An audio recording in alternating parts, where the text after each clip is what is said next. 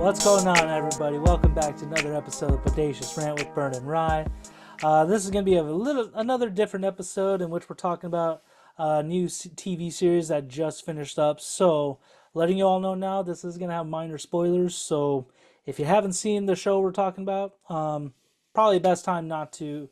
Probably just turn us off, come back when you have watched it, or watch at your own peril. That's really all I can say. And from the title screen, all the thumbnail and everything, we are talking about the latest FX epic series, Shogun, starring Hiroyuki Sanada, Tadanobu Asano, what's her Anna Sawai, just a whole amazing cast with this show. And it was 10 episodes. It is a limited series, so right now I don't think there's gonna be a season two at all, just because it was kind of based on historical context. They just did the traditional changing the names and stuff like that, but essentially it was history. But before we continue on, everyone, as a reminder, if you do like this video, please give us a thumbs up. Ring the bell for notifications so we can stay up to date when we drop the videos, and of course subscribe. We do appreciate you all for growing the ranting community and whatnot. We appreciate you all for that. So essentially, this is just years ago. When the Americas were barely nothing was really discovered quite yet. But essentially, the Japanese are in a state of war, or like almost on the brink of a civil war. And Hiroyuki Sanada's character Yoshi Toranaga is kind of fight. He's basically outnumbered by the other regions of Japan, and and then as luck holds it or something, he essentially gets the luck of getting a European traveler, a British sailor essentially, who is at war with the Christian. Oh my God, I can't missionaries and stuff that are in Japan and all around the world, from Spain, Portugal to be specific.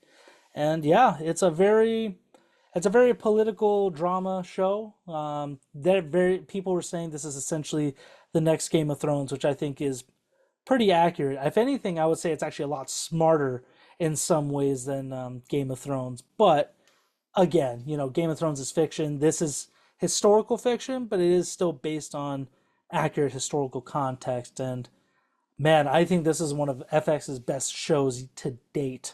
Kind of putting a lot of other my favorite shows to shame, just quality wise, writing wise. I can't praise enough. So before I just keep boring myself and losing my words, Bern, what did you think of this?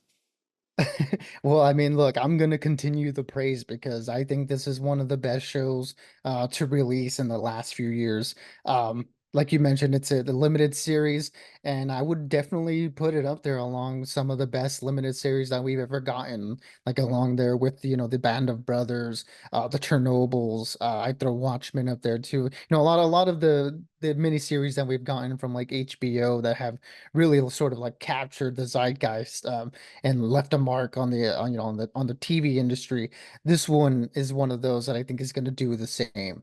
I mean, look, everything from the cinematography to the costumes to the set design, just everything is just so in sync and taking us into this period of Japan and bringing it to life. The fact that they shot this show primarily in Canada is insane to me because there's no way I thought that this show was shot anywhere outside of Japan. This very much felt like it was shot and done there, but the fact that it wasn't is just like even more of a credit to the production here. I thought everything's just at the utmost high quality. 10 episodes, week to week. It's just been an incredible journey with some very interesting and so narratively complex and dense characters and Toranaga and Mariko and Blackthorn, just to name a few. But it seems like every player in this game, just like Game of Thrones, especially in its earlier seasons, has something or like a goal that they're trying to achieve and trying to navigate the political and social landscape to achieve that goal. And that's just so interesting as a story. And again, week to week, we're exploring these characters and their journeys, and just everything is in service of another thing. And even though for a lot of the story we're kind of kept in the dark of like what the real machinations behind the scenes are going on, it's the characters and their interactions that sort of bring us through and explore this world and give us a look into a society, a deep look into society that a lot of people aren't really too familiar with. And again, just the fact that this show is like it's primarily in subtitles, again, just lends itself to being feeling like very accurate and feeling like you're really transported into this universe that they're showcasing. And again, I mean, it's just one of the most well done productions I think we've gotten in a while, and just goes to show how far TV has come. And I think is definitely setting the standard for limited series and for just TV series in general going forward. Yeah, no, absolutely. And the fact that it's one of the most popular shows, if not the most popular show this year, completely subtitled on a main channel, like a regular cable channel, I think is just a feat of its own, really. And yeah, with a predominantly, like the majority just Asian cast, with like a few different other cast members that are Caucasian or, not of Asian descent. And I think that's just amazing. And what Hironuki Sanada and the other kind of showrunners really want to aim at was providing an accurate look of Japanese culture to a certain extent. Given this show did take place in the 17th century, I had to check IMDb, so I apologize for the confusion. Um, the fact that it took place in the 17th century, culture has changed, but at the same time, there are still certain principles within Japanese culture that are still relevant today. Like just the betterment of not only yourself but the community and what society needs. But there's also a certain point where it kind of does, while it highlights the good things about Japanese culture and like what good it can do for someone, it also really shows some of the not necessarily backwards, but very how do I can't think of the word for it, but essentially the downfall of that culture as well. It reminded Mhm. me a lot of Godzilla minus one, where again the good things about the Japanese culture, but it also kind of took shot at where Japan failed in that war and also as a society. So I think it's just brilliant writing on that. And yeah, the two stars of it for me were really just Hideyuki Sanada and Anna Sawai, who was in Legend Monarch, Legends of Monsters or whatever, the Godzilla spinoff series on Apple last year, and she's killed it in both series. I think this is definitely the better one for her. She um, really just set the standard of what it is to be like a leading character in this one. And man, I was enamored. I was just in awe of everything, especially the costume design. Like Mhm. the robes look so legitimate, and you almost kind of get the weight. Like every time they wear, especially when they're not in their samurai armor or anything, you get the weight of what they're wearing because Japanese clothing is not supposed to be very lightweight. So I thought it was just very well done all around. And Bern, did you have any favorite characters or actors that stood out to you? In all honesty. I mean, yeah, I second your opinion of, this being, this show is called Shogun, and it is definitely about, Toranaga and his, rise in power. But the real star of the show definitely is Anna Sawai. And unlike you, I didn't love the Leg Monarch show, A Legacy of Monsters on Apple. It was very tough to get through, and I wasn't very impressed with a lot of the actors in that one, including Anna Sawai. Um, but in this show, she, like you said, she absolutely runs away with it. Just Mariko herself was just one of the most interesting characters I think we've seen in TV for a while. Just there's so much complexity there, in her as a person of, yeah, she's in this society that values honor and duty above all. But at the same time, she's navigating like different classes, based on, who her family is, the fact that she is a woman, and then definitely women weren't able to do a lot in this time period. So there's a lot of hierarchies on top of hierarchies in this show, and we get to explore them, almost all of them, through the eyes of Blackthorn, but really through Mariko and her journey in this series. And yeah, just the way that Anna Sawai plays that sort of internal conflict of wanting to be able to do certain things but not being able to because of who she is. was incredibly well acted. She does play a very stoic character, where her face is like not very, she's very unmoving in her facial expressions, but it's in her eyes where you see all the emotion through. And I think she does a fantastic job of conveying her true feelings while saying something else. I think that's a testament to who she is as an actress, and how great she is that where she can say one thing but really she means another. And yeah, and just the entire character is interesting, especially with like her religion, and like how her interactions with Blackthorn sort of throw everything out of flux. And it's just really great stuff that's going on, like the whole show amalgamated into one character. I thought she was absolutely fantastic. So yeah, I definitely agree. This is definitely her show, and I think we should just give her the Emmy already because I don't know if I'm going to be able to see another performance this year, male or female, actor or actress, that is going to be better than this one. I know we're almost halfway through, but I'm kind of comfortable in saying that she's probably going to take everything. Yeah, I mean, we got a lot of good shows coming up too, like The Boys, Bear. Shoot, I can't think of what else is coming out. There's a good amount of stuff coming out in June alone, but I don't think you're wrong. I think she's definitely a top contender, if not the front runner for like leading actress. And Blackthorn played by Cosmo Jarvis. He's never seen him in anything, but this is definitely a show to put him on the map, especially for hopefully either other shows or other movies or anything like that. Him, Anna Sawai, and Hiroyuki are the best actors in this entire series. They just nail everything. Like Blackthorn is essentially anyone that's not really Japanese. That he serves that point of view for all of us, kind of asking the questions: why do they do this? What is the point of this? Like why are they? Why is the culture the way it is? Where and I think you put it perfectly. Anna Sawai's character is just she because while females were definitely depicted as almost second class citizens in Japan, or like just not as important as the men. They don't have the same amount of duties or responsibilities, but she was definitely propped up as like almost the main character in this entire show. And Hideyuki, he's just majestic in almost everything he does. I think when I was hearing about this show, I thought, oh man, we're gonna see more stuff like John Wick, Last Samurai, The Wolverine. Basically, all the movies he's done, really, he's showed off his swordsman skills and stuff like that. But definitely not like that. It's more of a political drama, and I'm all for it. It was so great.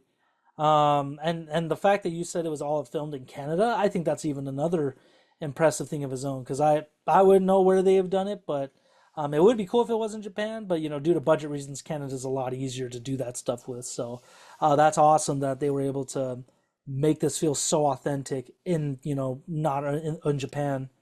Um, the only thing, I guess, my only drawback to the entire series, I wish there was a little bit more action, just because, with all the martial arts films, especially around Japanese culture, there's a lot of cool stuff.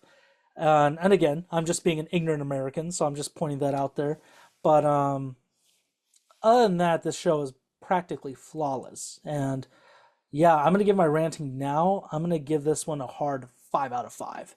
This is easily one of the best shows in years. Like one that's like I don't know how FX can really do it again. I don't know if they will with a limited series or another series they want to start.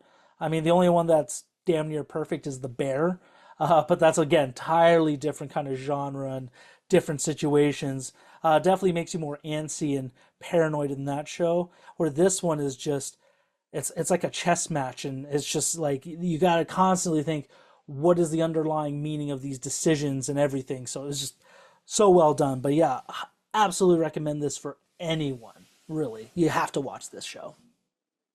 Oh yeah, absolutely. But I mean, look, also like coming into the series, I was definitely expecting some like big samurai action, set pieces and stuff. And I think a lot of the sort of the marketing around it, in particular with the posters and stuff, sort of gave off that kind of vibe. So like you, definitely, I was coming into this one expecting like, yeah, we're gonna see some like cool stuff, and some cool swordsman stuff. It's gonna be like Ghost of Tsushima, but in a show we're gonna get some really cool action stuff, and really, like you mentioned, this show is very light on that aspect. I would say there aren't really many action sequences at all in this series. Of course, there is going to be a few, and I think they will satisfy people to a certain extent, but definitely not to the extent of, oh, this is an action series. This is definitely not, like you mentioned. This is much more of a political drama. This is about wheeling and dealing and machinations going on in the background.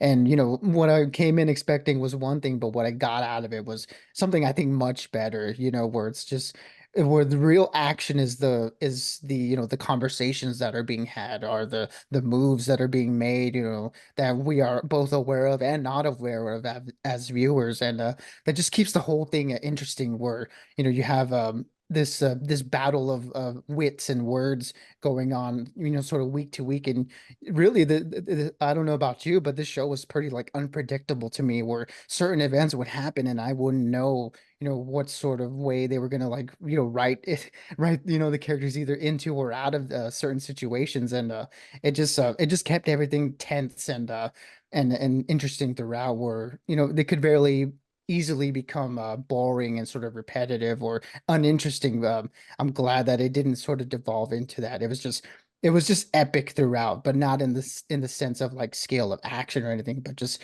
really just epic in the exploration of this world, and the politics of it all, and the social interactions between different people. It was just a great exploration of culture, and a great exploration of characters who are trying to navigate both the world and themselves. There's a lot of internal conflict and external conflict that sort of butt heads in this series, and just make every scene so much more interesting than it could have been had it not had both those elements working for it. So yeah, man, like for this one, it's gonna be a 5 out of 5 for me as well. Like you, I believe that this is one of the best shows that we've gotten, just period, in recent years. And it's definitely, my favorite show of the year so far. And I would be surprised if a show came out for the rest of the year that tops it. But we'll see. We still got a whole half a year left, basically, and there's definitely a lot of good ones to come out. But just the quality of this series is just it's just amazing, and it's unparalleled. And I think we're kind of lucky to have something like this, where we're going in expecting one thing, and we just get something much richer on the other end of it. And hats off to all the creatives involved in this series. It's just been an incredible ride for the last 9 weeks. Yeah, to be honest, I lagged on this show, as you know, really, and I basically binged it all the weekend, this last weekend before the final episode, and man, just taking it all in the matter of a couple days, where Burn has been doing it week to week, is just a whole other experience on its own. And Burn, you can correct me before we finish up, that what I also liked about this show, I don't know if you felt the same way, was that it really doesn't matter. The one thing that's pretty universal with all this is that power, greed and power go hand in hand with any culture, really, and that's essentially what this show. That's like probably the most relatable thing, is that everybody has an angle, everybody wants something out of this, and they're willing to do anything they want to get it. So at least that's one of the things I definitely took away. Burn. I don't know if you caught that. Given I feel like it's pretty obvious, but I appreciate that simple little underlying story. Oh yeah, I mean, absolutely. Like the things that this series introduced is, I mean, to an audience that is unaware of, the Japanese and the culture. The two things that I came that really struck me from this series, and I guess we can talk about it a little bit since we're doing like minor spoilers, but it's the idea of the eightfold fence and the three secret hearts, where everyone in this series sort of has that, this eightfold fence, where you have this internal barrier to keep people away from, knowing your real emotions, and keeping like it's basically keeping everyone at an arm's length, to not let them know how you're really feeling in a situation. And the idea of the three secret hearts, the heart that you let everyone else see, the heart that you let like some people close to you see, and then the heart that you keep only to yourself. um just I love how much those two concepts come into play in almost every scene we get in the series. It adds so much layers into, just the interactions that these characters are having, where again, they could be saying one thing and really be meaning another, especially with Toranaga, who's the big schemer of this whole show. Where you think the character is thinking one thing and they're saying another thing, but that's what made, watching the show so fun, is that you're just trying to pick apart like every single thing someone says, because you don't know if they're really saying what they mean. So that just adds such a fantastic dynamic to the characters and to their interactions with each other, when it comes to, their family, their station, their faith, especially. There's so many things to consider, and everyone is so well drawn out that there isn't a moment in this series where, two people are talking that it's not absolutely riveting because of those concepts, of the three secret hearts and the eightfold fence. It's just great stuff. And, things that I didn't know about it. Again, exploring the culture in this series was a whole lot of fun. But yeah, just really exploring all those like different sort of concepts and how people approach each other. It's just made everything so much more rich than I was expecting. Absolutely. I think you put it perfectly with that. That's essentially the main characters, to a certain extent, how they go about it, and it just adds for great storytelling and great character moments. So, for those of you who did watch this show and are all completely caught up with it, please let us know what you think about it in the comments. We'd love to keep the conversation going on it. But yeah, like I said, we got a lot more stuff coming out in June. That's the month I'm really looking forward to. Just not only we're gonna get some more movies by then, but the shows are really gonna hit hard, because we got House of Dragon, we got The Boys, The Bear, and again, I can't think of the other one. It's gonna hit me later, and that's the frustrating part. But until next time, everyone, just stay bodacious and keep on ranting for us. Absolutely, everybody. Be good, be safe, and as always, we'll catch y'all on the next one.